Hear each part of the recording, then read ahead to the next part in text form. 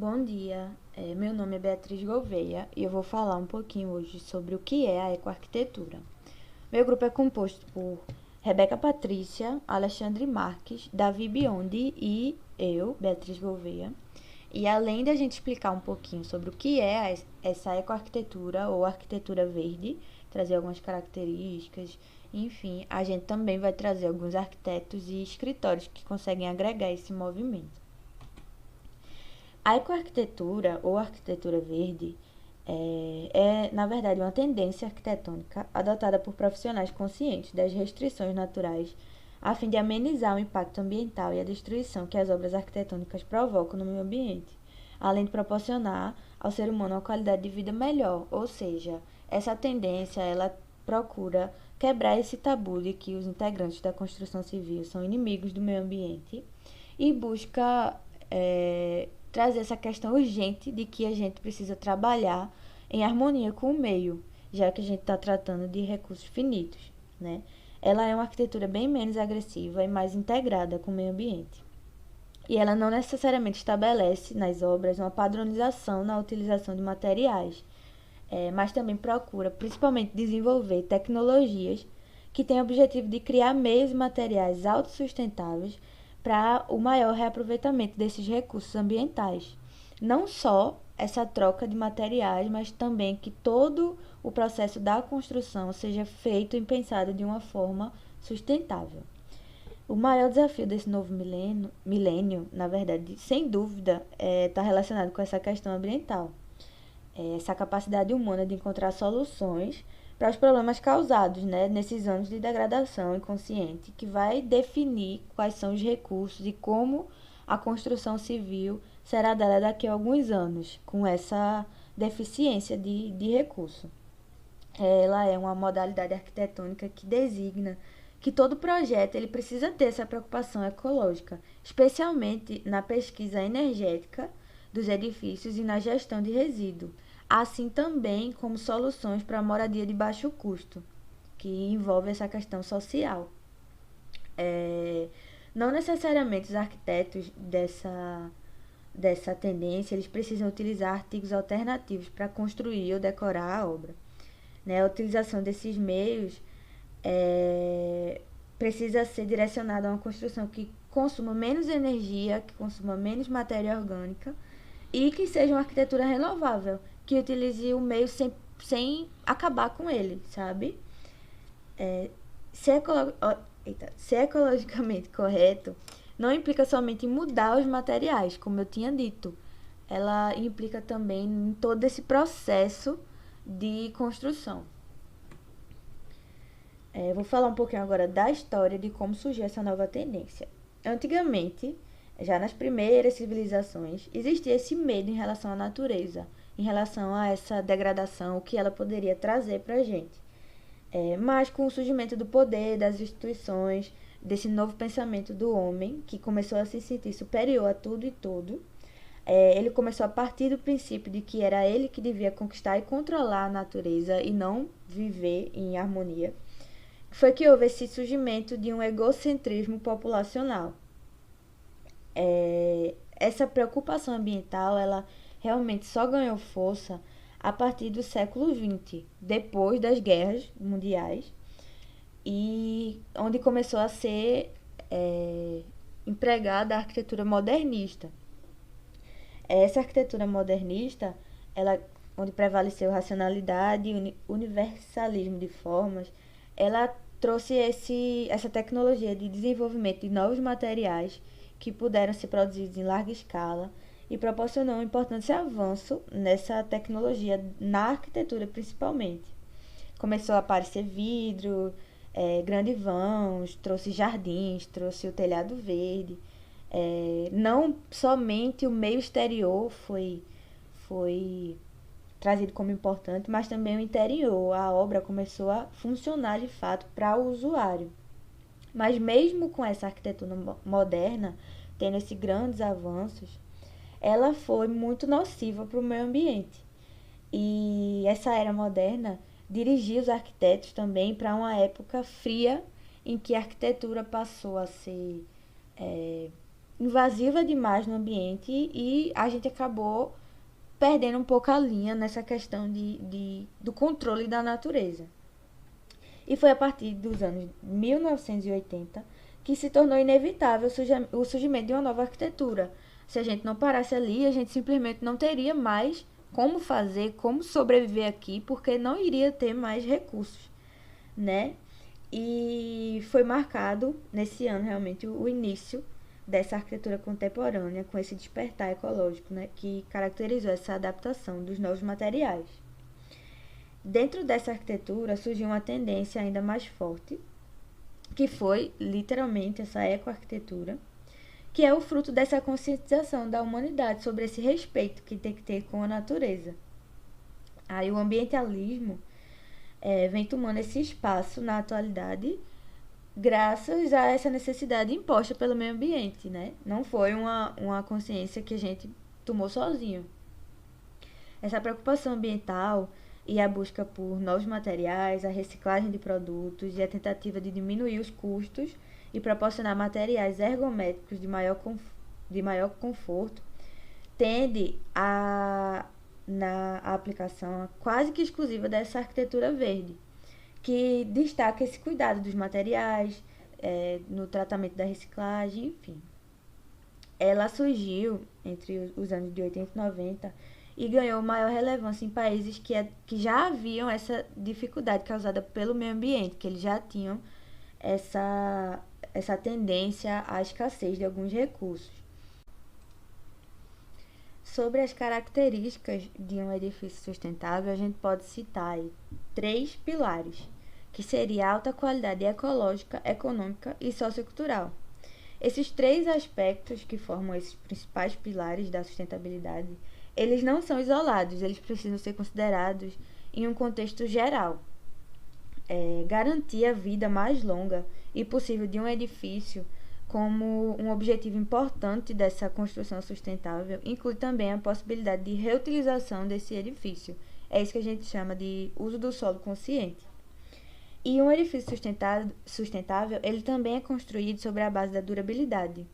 A exigência de durabilidade é levada em consideração, sobretudo no projeto preliminar e diz respeito principalmente à construção de edifícios e materiais da construção. A forma do edifício e a orientação também são critérios importantes para essa sustentabilidade.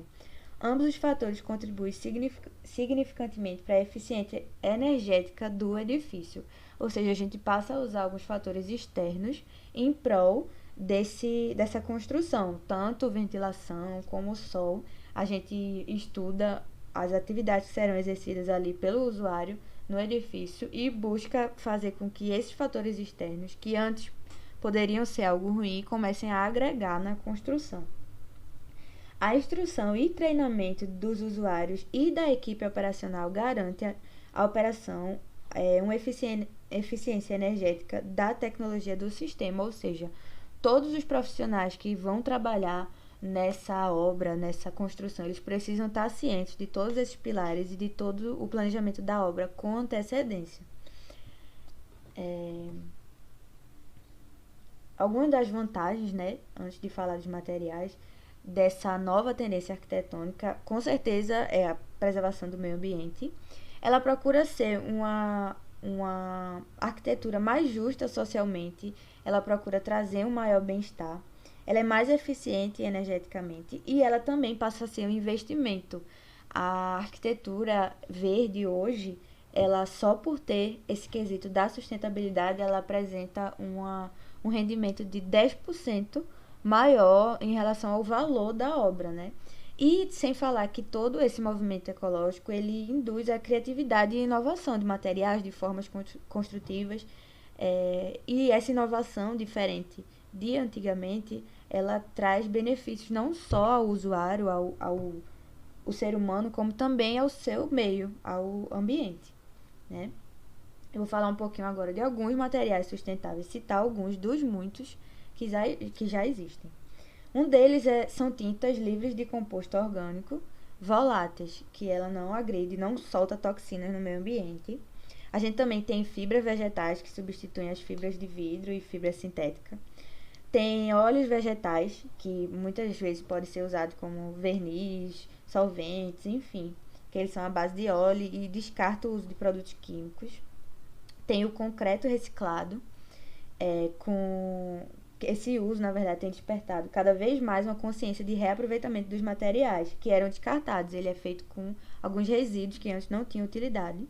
E tem madeiras alternativas, tanto de reflorestamento, que ela advém de lugares que mantenham a área de floresta original ou replantada, e de madeiras certificadas, que a gente sabe de onde ela vem. Tem também a questão de telhas ecológicas, que podem ser feitas por placas prensadas de fibras naturais, enfim.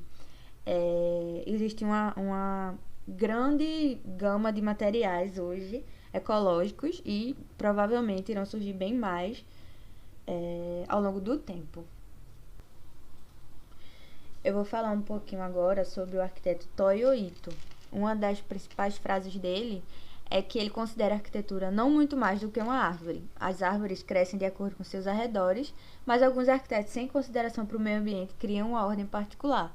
Ou seja, na arquitetura dele é bem marcante essa interação com o meio, tanto externo como o próprio meio ambiente em si, essa criatividade de materiais, a criatividade de formas. Mais à frente eu vou mostrar também que ele teve uma participação muito grande em relação à construção de moradias sociais. Um pouquinho da história dele é que ele nasceu na Coreia do Sul em 1941 e se mudou para o Japão quando ele tinha 2 anos. Sua trajetória como profissional de arquitetura começou apenas na década de 60, quando ele se matriculou na faculdade e se dedicou aos estudos. O primeiro contato de mercado da arquitetura que ele teve foi em 1965, quando ele pôde se associar a um escritório. E 6 anos depois, ele teve a oportunidade de abrir o seu próprio negócio, que ainda funciona hoje, mas acabou se alterando o nome, né? Atualmente, além de ser arquiteto, ele também ensina. Ele se dedica ao ensino universitário. Em 2013, ele foi premiado com o prêmio Pritzker, um dos mais prestigiados da arquitetura, concedido anualmente para homenagear um ou mais arquitetos vivos cujo trabalho demonstra uma combinação de qualidades como talento, visão e compromisso, e que produziu contribuições consistentes e significativas para a humanidade e o ambiente construído por meio da arte e da arquitetura. Ele recebeu esse prêmio principalmente depois dos tsunamis que houveram no Japão, que ele ficou à frente de muitas construções sociais. Em relação às suas obras, uma que se destaca é justamente essa das vítimas do terremoto do tsunami do Japão. Ela é chamada de Home for All. Ele trabalhou com outros arquitetos. Trata de uma série de pequenos espaços comunais construídos para abrigar as vítimas, né, do terremoto e do tsunami que assolaram o Japão em 2011. Para Ito, as dependências disponíveis para amparar os sobreviventes eram inadequadas, pela ausência de privacidade e devido ao seu tamanho reduzido. Nunca deram tanta importância para esses abrigos sociais, né? Esse tipo de projeto evoca as origens da arquitetura, exigindo criações mínimas. Um arquiteto é alguém que pode fazer tais espaços serem mais humanos, providos de um pouco mais de beleza e de conforto. Ou seja, não é preciso que seja uma coisa enorme para que um ambiente seja confortável e que realmente atenda às necessidades do usuário. Ele diz que um arquiteto ele tem que ser capaz de fazer isso em qualquer espaço, incluindo em habitações sociais. Aqui eu trago um pouquinho das obras dele, que você pode ver que ele não prioriza formas, ele usa diversas formas. As obras dele são caracterizadas principalmente pelo poder de inovação no uso dos materiais. Ele sempre procurou criar projetos habitacionais, mas ele também criou projetos comerciais, enfim. A capacidade dele de inovar sem impactar o ambiente e de nunca se definir por uma forma, assim, ele achava que cada projeto era único, então a arquitetura dele não tinha uma característica formal e sim conceitual, né, que seria a conversação com o meio e atender realmente o usuário. Foi isso que realmente marcou muito esse arquiteto. Que é Davi, eu vou falar um pouco sobre o arquiteto Edward Cullen. Nascido em Londres, Cullen foi educado no Aberforth College, Queen's College, Cambridge e na Associação de Arquitetura e na Universidade da Califórnia em Berkeley. Quando estudava no Aberforth College, foi convencido por seu tio a não seguir a carreira de médico, que era a mesma carreira de seu pai, e em vez disso se tornar arquiteto. Depois de estudar na arquitetura em Cambridge e na Associação de Arquitetura em Londres, ele passou a trabalhar para Dennis Lesson, que queria desenvolver uma arquitetura, uma linguagem mais modernista ortodoxa. Enquanto eles estavam no escritório de Lesson, ele trabalhava no fim de semana construindo sua casa em Camden Mills, cavando, cortando, usando tijolos rejeitados por empreiteiros, um estilo de arquitetura mais sustentável. E essa casa contém, na foto aí à direita, detalhes de madeira, confecção japonesa, paredes de vidro voltada para o sul, e foi um dos primeiros exemplos assim, com poucas áreas, algumas partes mais sustentáveis, assim, nos primeiros exemplos.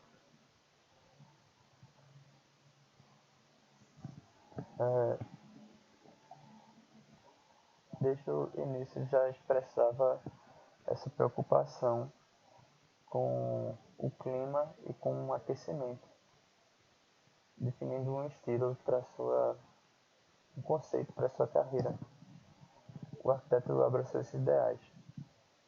Desde o início da carreira, em 1950, e Cullinan fundou sua própria empresa, Cullinan Studio, anteriormente Edward Cullinan Architects, que foi fundada em 1965.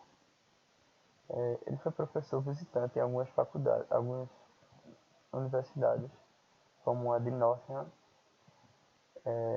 quatro outras cátedras, de Berkeley, Sheffield University, Massachusetts Institute de Tecnologia e a Universidade de Edimburgo.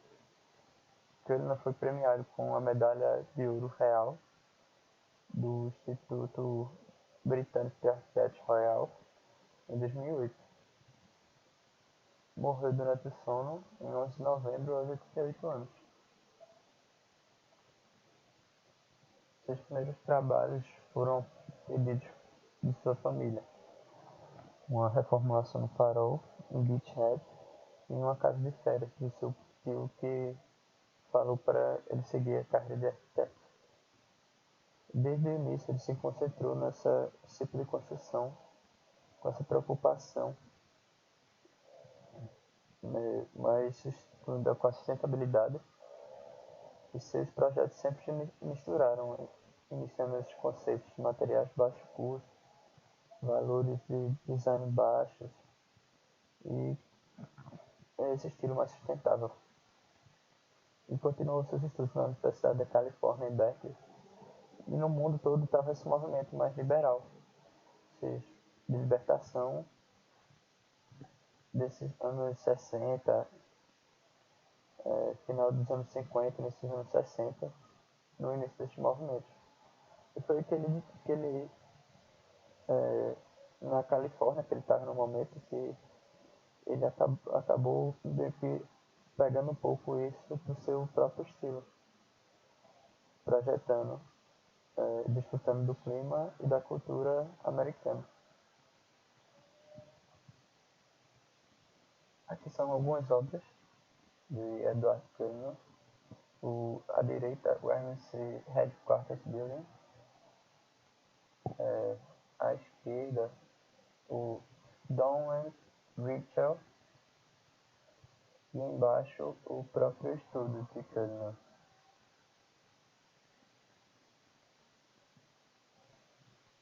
Ele era um defensor da arquitetura mais comunitária, mais socialmente engajado, assim. Ele era intensamente sério sobre essas responsabilidades sociais e ambientais mais amplas da arquitetura. E ele não só moldou a paisagem dos projetos, ele deixou um longo legado de inspiração para essa próxima geração. Foi no início assim desse pensamento mais sustentável, mais arquitetura mais limpa na arquitetura.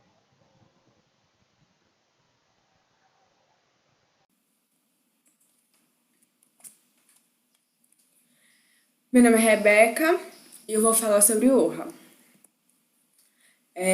O ORRA é um escritório de arquitetura que tem uma prática arquitetônica baseada em Singapura.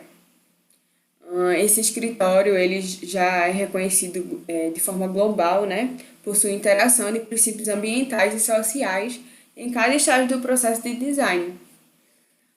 Justamente por eles serem uma referência, né, para sustentabilidade. E aí os fundadores deles são o Manson e o Richard Hessel, em 1994, onde eles criam uma grande variedade de projetos inovadores que são altamente influentes, que foram construídos em vários países, cidades, e seus projetos mais conhecidos, eles realmente foram divulgados de forma como se fosse referência para design sustentável, como por exemplo esse hotel da imagem. O objetivo da ORA ao fazer um projeto é que ela pretende revitalizar seus ambientes urbanos, suas estruturas são projetadas para se harmonizar e incorporar os ecossistemas naturais. E aí, para poder estimular de forma proativa as cidades autossuficientes, né, que aí elas não terão necessidade do uso destrutivo da energia artificial, porque elas já vão ser mais sustentáveis, de forma que economize energia ou que produza sua própria energia. E aí os tipos de projeto dela são super variados. Elas fazem torres residenciais, hotéis, habitações públicas, centro de transporte, edifícios institucionais, onde eles sempre propuseram muitos esquemas que integram vários, se não forem todos os tipos de edifícios, né, que eles fazem de estrutura, deixando o edifício multifuncional. Que aí é justamente em uma única estrutura ele ter mais de um tipo de uso para poder até se tornar um diferencial, né, com relação até todo o jardim, que eles se preocupam muito em fazer isso. E realmente, literalmente, uma cidade vertical, porque eles realmente focam nisso, que é justamente o macroarquitetura, microurbanismo, que inclusive isso é descrito até pelo próprio escritório, né? Com relação às minicidades, porque os projetos deles são as minicidades, justamente porque tem tudo em um único lugar. E aí eles se integram, se regeneram um contexto urbano maior, fornecendo ambientes que são sustentáveis, sociais, onde além de ser um referencial urbano, ele é um oásis em meio a tanto concreto que tem na cidade, né? E aí é justamente isso, ser um mini urbanismo, uma mini malha de urbanismo vertical. E aí esse escritório ganhou vários prêmios internacionais, como esse do melhor edifício de uso misto de 2019, melhor edifício de altura mundial, entre esses outros aí, né? E o ORRA também, ele já teve uma exposição dedicada exclusivamente ao trabalho deles, que começou em Frankfurt, na Alemanha, em 2011, e depois foi para Taichung, em Taiwan, para ver como realmente é conhecido de forma internacionalmente, principalmente pela sua sustentabilidade com relação aos seus projetos, seus edifícios, né? E aí tá duas das obras dele, né? Uma dessas duas primeiras de cima é um colégio de artes, né? Onde ele também faz os jardins verticais. E esse de baixo é um hotel, onde também tem esse tipo de jardim. E ele justamente, as aberturas dele, tudo dele é muito bem pensado para poder aproveitar sempre o máximo do natural e economizar para o artificial. Realmente bem sustentáveis as construções, as obras. E aí vamos falar agora do Shigeruban. Ele nasceu dia 5 de agosto de 1957 e é um arquiteto japonês do prêmio Pritzker. Ele ganhou esse prêmio em 2014 e aí esse prêmio significa muito. Ele é uma contribuição às inovações na arquitetura e filantropia, né? A sua habilidade em aplicar conhecimentos convencionais em diferentes contextos resultou uma obra caracterizada pela sua sofisticação estrutural e uso de técnicas de materiais pouco convencionais, né? Porque ele realmente utiliza materiais de onde a gente não pode nem imaginar que poderia servir como estrutura mesmo para um projeto de construção civil, né? E aí, Ban, ele também usa essas invenções, que seriam os materiais ecossustentáveis, né? Para criar belas arquiteturas como ferramenta e ajudar as comunidades de situações de risco, criando soluções residenciais rápidas, econômicas e sustentáveis para as pessoas sem teto e refugiados, porque além disso, ele ainda se preocupa com esse pessoal, que é o sem teto. E aí ele cria até também uma ONG, que é a Van, que é justamente para poder dar realmente uma assistência para esse pessoal. Então, o Cícero Ban é considerado como um arquiteto incansável, né? Cuja obra exprime otimismo, justamente, né? Porque, como eu acabei de falar, com relação a ele usar materiais sustentáveis, né? E se preocupar em dar abrigo para quem não tem teto, para os refugiados, né? E aí isso é considerado justamente o futuro da arquitetura por essa preocupação com o próximo, né? E aí as principais abordagens experimentais em relação aos materiais é simplesmente surpreendente, porque em muitos casos ele utiliza materiais como papel, madeira, tecido, contêineres de carga, que compõem edifícios extraordinários, né? Como, por exemplo, dessa imagem aí, é uma madeira. Mas mais pra frente, ele utiliza rolo de papel higiênico, enfim, o papelão. São coisas assim que realmente a gente fica sem acreditar, né? E aí, ele também utiliza esses materiais, né, de baixo custo na casa para esses desabrigados que eu acabei de falar. E aí suas estruturas de papelão provaram que, além de ser realmente econômicas e fáceis de construir, além de ser flexíveis para atender às necessidades de edifício, de cada situação e tudo mais, eles realmente dão abrigo para essas pessoas, né? E aí ele também teve essa ideia de utilizar esse tipo de material justamente pelo alto uso de concreto, que ele via que era muito concreto em minha cidade e ele quis realmente trazer uma coisa mais, uma arquitetura mais ecológica, onde pudesse dar essa arte, essa beleza, porém de uma outra forma, né, que acabou realmente chamando a atenção. E aí, esse prêmio Pritzker, que eu falei logo no início, é um prêmio que é concedido, né, anualmente para homenagear um ou mais arquitetos vivos, cujo trabalho dele demonstra uma combinação de qualidades, como talento, visão e compromisso, e que produziu contribuições consistentes e significativas para a humanidade e o ambiente construído pelo meio da arquitetura, né?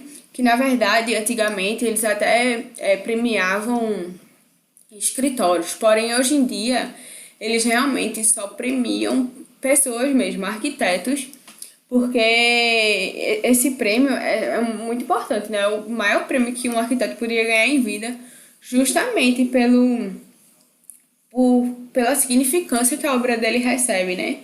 E aí Ban ganhou esse prêmio em 2014, né? Sendo reconhecido por esse trabalho inovador de materiais, né? Assim como a abordagem compassiva de seus projetos. E aí, como eu falei que esse prêmio é um dos mais importantes, né? É porque ele significa realmente que a obra tenha produzido significado e contribuições realmente para a humanidade ao longo dos anos, né? Como é realmente o jeito que a organização da premiação fala, entendeu? Eles realmente se referem a esse prêmio dessa forma. E aí, um dos artistas, ele é considerado um dos artistas mais importantes da atualidade, justamente pelo seu sinônimo de criatividade e inovação, né? Que recentemente ele foi eleito pela revista Time como um dos profissionais mais inovadores do século XXI. Aí, justamente, né? Acho que já talvez por ter sido o primeiro na aplicação de vários princípios de desenvolvimento sustentáveis em projetos de construção civil. Porque realmente, quem iria imaginar que de um papel poderia criar uma obra bonita? E aí o design das obras dele são bastante modernos, consistente, inovador, ecológico e realmente são bem socialmente responsáveis, né? E aí são arquiteturas de estéticas simples e limpa, como a gente realmente pode ver nessa imagem, né? Que são feitas de materiais resgatados do lixo até componentes novos, que seriam os pré-moldados, os pré-fabricados, né? Que ele também utiliza. Porém, o foco principal dele é a tecnologia PTS, que é justamente a que estabelece o conceito de reciclagem de materiais inteiramente após sua finalidade, que é justamente isso que ele vem focando mais, entendeu? E aí os projetos dele vai de casas até museus e edifícios multifuncionais. Como por exemplo aqui. Essa primeira imagem é a Christchurch, enfim, Catedral de Papelão, que ela fica em Nova Zelândia. Todos esses arcos que você vê, que na verdade não são arcos, na verdade realmente são rolos, ali perto da coberta, é de papelão. Tem essa da direita, né, que é a Igreja Católica de Takatori, que é a igreja de papel de Kobe, que fica no Japão. E esse de baixo é uma escola primária temporária de Hualien, na China.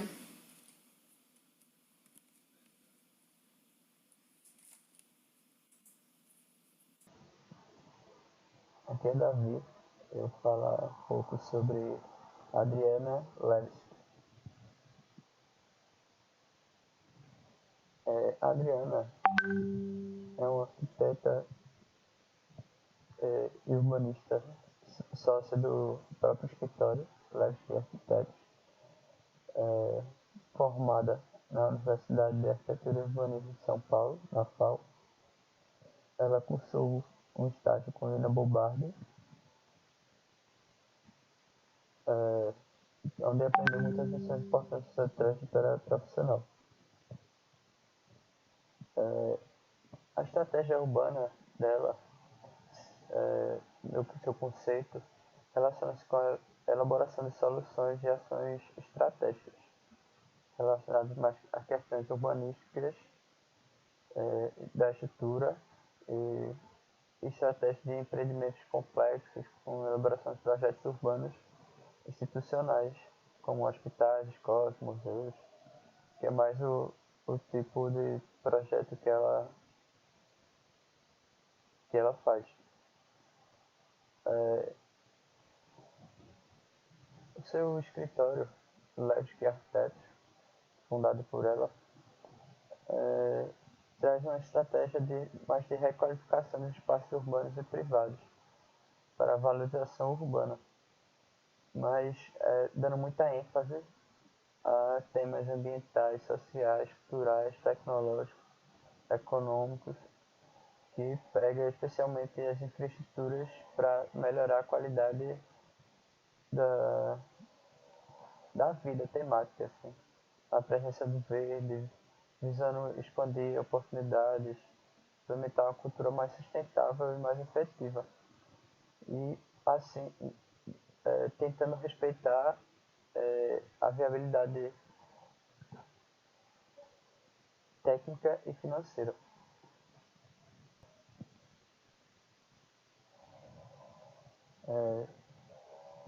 Levinsky, ela uma que ela toca muito é a parametrização das cotas ambientais, que são como se fosse a legislação. Para ela, tudo tem que ser feito de forma sustentável e respeitando ao máximo toda a legislação, com o objetivo de buscar mais efetividade no instrumento urbanístico.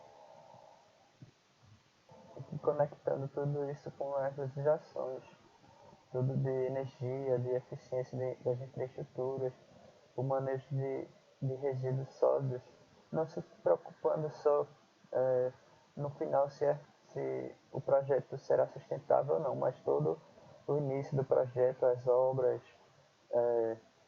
todos os pontos do projeto, como eficiência das infraestruturas, manejo de resíduos sólidos, procedência e qualidade dos produtos utilizados na obra, procedimentos responsáveis e executados durante a obra e na manutenção dos empreendimentos, sejam eles residências ou não residências, e a interface social e urbana do empreendimento, desde a implantação até sua utilização, se preocupando com cada ponto do projeto e envolvendo aspectos socioeconômicos, tudo isso ligado. Somente o viés ambiental, que é claramente muito importante, mas não somente isso, e sim de abordar questões ambientais em sinergia, ao lado das questões sociais, culturais e econômicas dos empreendimentos, que são igualmente fundamentais para atingir um resultado sustentável. Que é não só pensar no final, mas pensar em cada ponto que o projeto vai passando e se preocupar com todos eles. A sustentabilidade deve assumir abarcar um projeto de uma maneira completamente sustentável, que é compreendendo a característica fundamental de permitir longevidade ao empreendimento de modo planejado. Que isso vai desse viés de sustentabilidade, que é quanto mais longo dura um projeto, quanto mais tempo de vida ele for, melhor para a população, para a vida social e sustentável do empreendimento. As estruturas necessárias para adaptações no tempo, no máximo. Algumas obras de Adriana, à direita fica uma praça que é a mais conhecida dela, a Praça Victor Civita, que aborda vários conceitos sustentáveis. À esquerda, o Hospital Israelita de Albert Einstein, que foi algumas reformas feitas. E embaixo, um projeto de praça em São Paulo.